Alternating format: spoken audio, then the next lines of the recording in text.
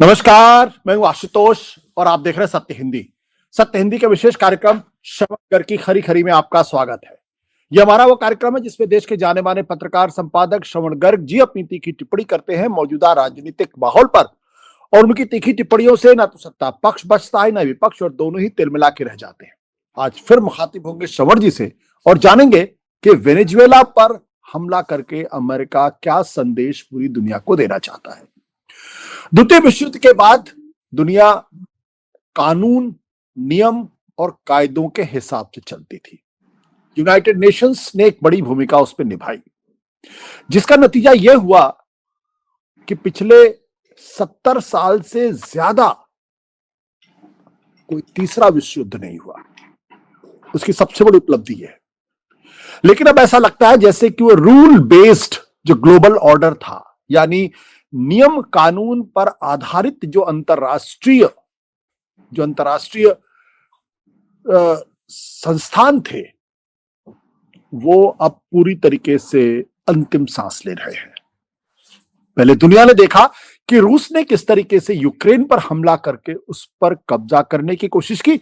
अब अमेरिका के राष्ट्रपति डोनाल्ड ट्रंप ने वेनेजुएला में घुसकर उनके राष्ट्रपति को उठाकर न्यूयॉर्क ले गए और फिर वहां ब्रुकलिन की जेल में हथकड़ी बेड़ी लगाकर उनको डाल दिया। एक देश के राष्ट्रपति को के साथ ये व्यवहार। कहा यह गया कि दरअसल जो वेनेजुएला के राष्ट्रपति है मदुरो, वो डिक्टेटर है और अमेरिका में नार्को टेररिज्म यानी ड्रग सप्लाई कर रहे थे। इसको लेकर लंबी बहस हो सकती है कि ड्रग सप्लाई कर रहे थे या नहीं कर रहे थे, लेकिन बड़ा सवाल इस बात को लेकर ये है कि जब ट्रंप ये काम करते हैं, जब अमेरिका ये काम करता है और उसके बाद वो धमकी देते हैं कि कोलंबिया को भी इसी तरीके से सबक सीखना पड़ेगा, साथ ही साथ क्यूबा को भी और दूसरे देशों को भी, मैक्सिको को भी, और यहां तक कि अगर वेनेजुएला नहीं सुधरा तो उस पर दोबारा उससे बड़ा हमला होगा। इसका अर्थ क्या है? क्या दुनिया एक तीसरे विश्व युद्ध की तरफ बढ़ती हुई दिखाई पड़ रही है? क्या जंगल राज फिर से कायम होगा, जिसकी वजह से प्रथम और द्वितीय विश्व युद्ध हुआ? द्वितीय विश्व युद्ध में तकरीबन 7 करोड़ लोगों की जानें गई थी। क्या दुनिया एक बड़े खून खराबे की तरफ बढ़ रही है? जानेंगे श्रवण जी। सर। नहीं साहब, आप इतना मत डराइए कि नहीं सर, मैं तो डरा ही नहीं रहा हूं, मैं तो ट्रंप से डर रहा हूं। खून खराबा और तीसरा विश्व युद्ध और वेनेजुएला पर जो ट्रंप साहब ने कार्रवाई की, उसने बहुत ज्यादा आतंकित कर दिया है। और दुनिया डरी हुई है जिस तरह से 2 घंटे 28 मिनट में 3 करोड़ की आबादी वाले एक साउथ अमेरिकी देश पर जिस तरह से कार्रवाई की गई और वहां के राष्ट्रपति को और उनकी पत्नी को पकड़ा गया, शिप में डाला गया, हाथ में हथकड़ियां और आंखों पे पट्टियां बांध दी गई, वो और ब्रुकलिन की जेल में, न्यूयॉर्क के पास ब्रुकलिन की जेल में डाला गया। न्यूयॉर्क इंपॉर्टेंट इसलिए है आशुतोष जी कि वेनेजुएला पर कार्रवाई के बाद सबसे पहली जो प्रतिक्रिया आई थी अंतर्राष्ट्रीय स्तर पर, वो जोहरान ममदानी की थी। उन्होंने ट्रंप से बात की थी और इस पर कड़ा विरोध जाहिर किया था। ट्रंप ने कहा या बताया कि हम मादुरो को आपके यहाँ की जेल में डाल रहे हैं, जो सबसे खराब, सबसे खतरनाक जेल है, उसमें बेड़ियों में डाल रहे हैं। ट्रंप ने जो किया है वो काफी खतरनाक या आतंकवाद की एक नई परिभाषा, अंतर्राष्ट्रीय आतंकवाद, या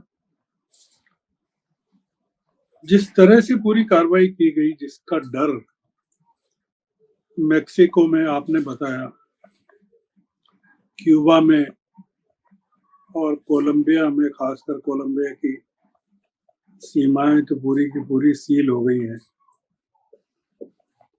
लोग डरे हुए हैं और सरकारें पूरे दक्षिण अमेरिका की डरी हुई है। डेनमार्क ने ट्रंप से कहा है कि वे ग्रीनलैंड पर अमेरिका के कब्जे को लेकर डराना बंद करें। मेक्सिको की खाड़ी पर ट्रंप कब्जा करना चाहते हैं।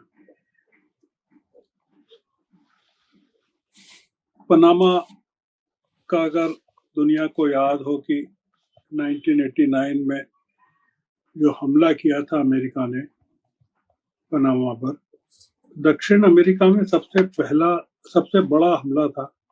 और ये जो वेनेजुएला की कार्रवाई है, ये सबसे बड़ी कार्रवाई है 1989 के बाद, पनामा की कार्रवाई के बाद।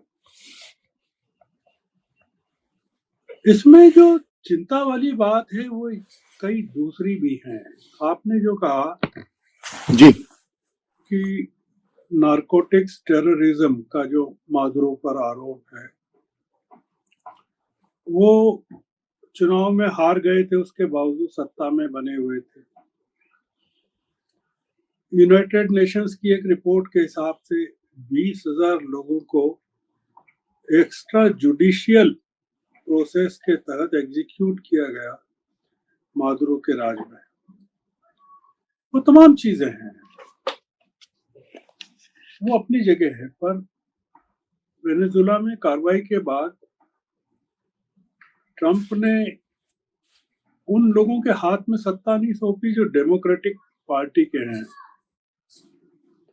या जिस महिला को नोबेल पुरस्कार मिला, मचाडो को, जो लड़ रही थी मादुरो के खिलाफ, जिसने अपना नोबेल पुरस्कार, शांति का नोबेल पुरस्कार ट्रंप को समर्पित किया था। उनके बारे में ये कहा कि उनका सम्मान अभी उतना नहीं है, वो सक्षम नहीं है। उन्होंने वहां की उपराष्ट्रपति को सौंप दिया, हालांकि वो भी लेफ्ट उनके लीनिंग्स हैं, संस्कार लीनिंग्स हैं। इसमें जो चीजें पढ़ने की है वो दूसरी हैं। जैसे ट्रंप का ये कहना कि वेस्टर्न हेमिस्फीयर पर अमेरिका का राजनीतिक, व्यापारिक, आर्थिक और सैन्य कब्जा होना चाहिए, ये उनका कहना है। अब ये जो है, ये काफी डराने वाली बात है। एक जिसको कहते हैं कि नए तरह का शीत युद्ध के बाद एक नए तरह का साम्राज्यवाद, और इसमें कोई किसी को चैलेंज नहीं कर पा रहा है। ये कोई रातों रात घटना नहीं हुई आशुतोष जी। वेनेजुएला की महीनों से तैयारी चल रही थी। वेनेजुएला को चारों तरफ से घेर रखा था वहाँ की शिप्स ने, अमेरिकी शिप्स ने। अमेरिका के लोग वहाँ जासूसी कर रहे थे, बमबारी हो रही थी वेनेजुएला के जहाजों पर, लोगों को मारा जा रहा था।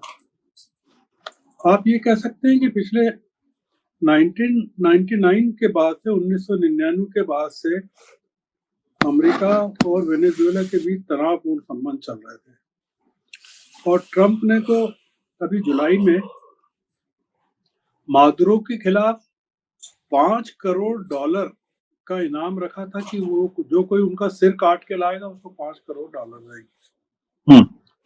आप सोचिए कि ये इस तरह का घटनाक्रम दुनिया में आज के जमाने में, जिस सदी में हम रह रहे हैं, उसमें अमेरिका का एक राष्ट्रपति, जिसको अभी साल भर हुआ है, 1.25 साल हुआ है, वो कर रहा है। उन्होंने आते से ही घोषणा की थी कि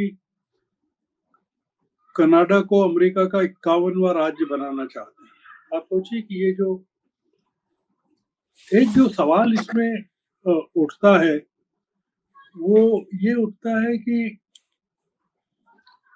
ट्रंप कोई नया अमेरिका बनाना चाहते हैं क्या, जो नॉर्थ अमेरिका को भी निगल ले और साउथ अमेरिका को भी निगल ले, पूरा का पूरा, जैसा वो कह रहे हैं वेस्टर्न हेमिस्फीयर पर अमेरिका का कब्जा होना चाहिए।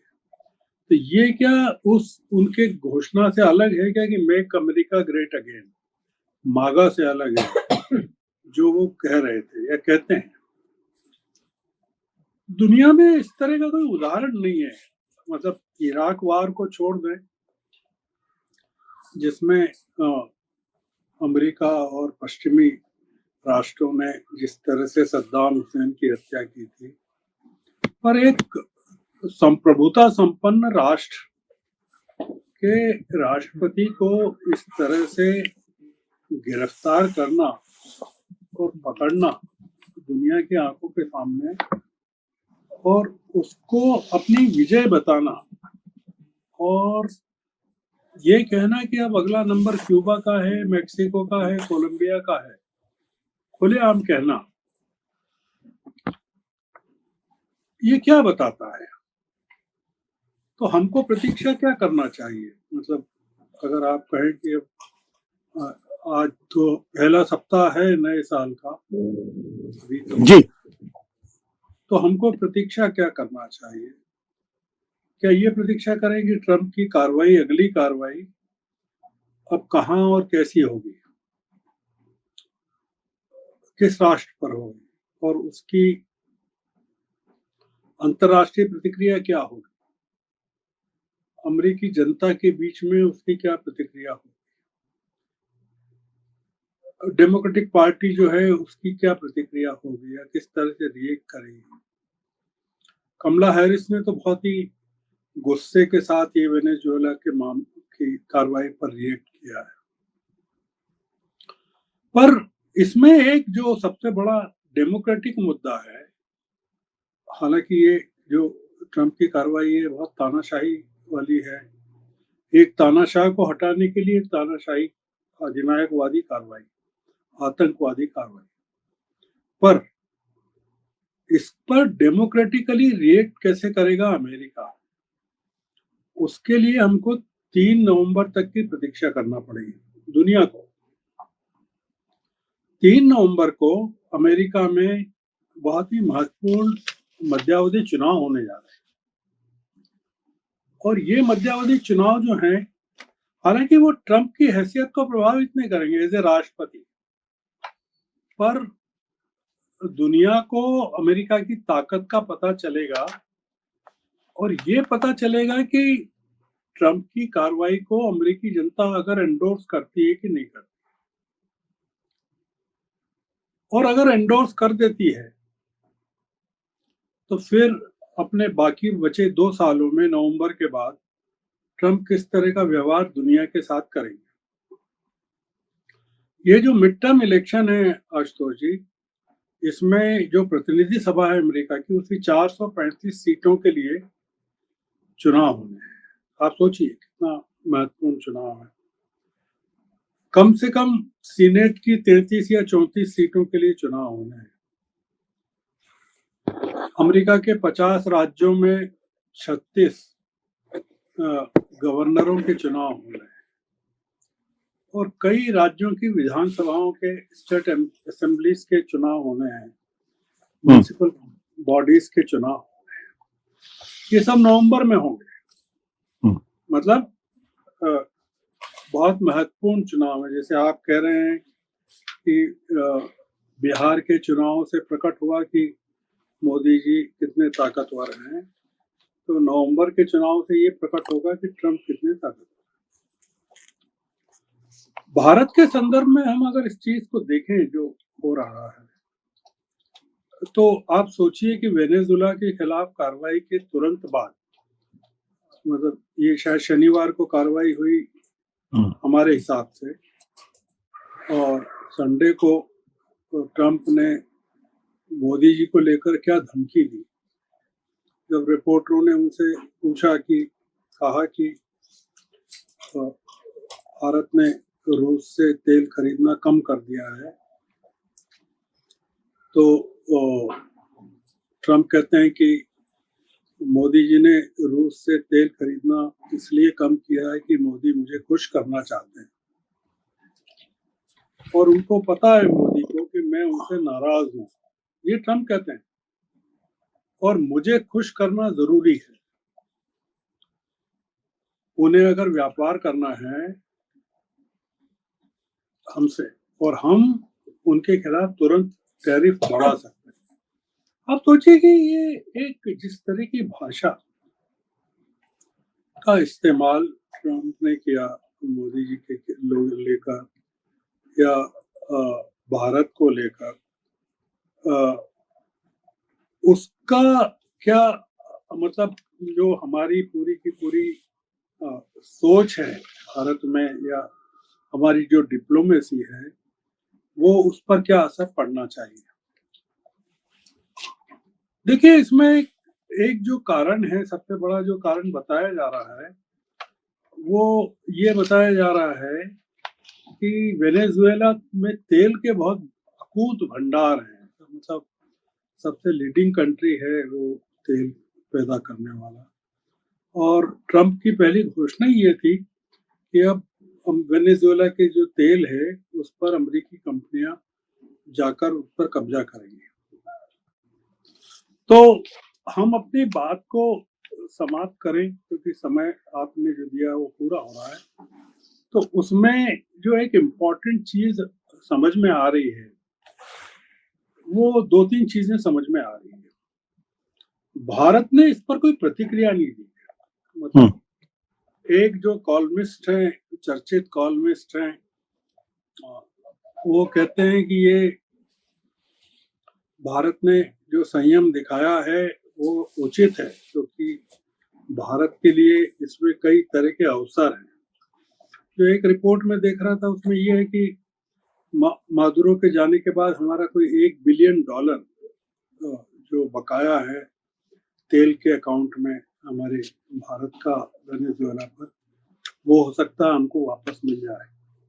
हमारी तेल की कंपनियां वेनेजुएला में फिर से सक्रिय हो जाए ऑयल एक्सप्लोरेशन में।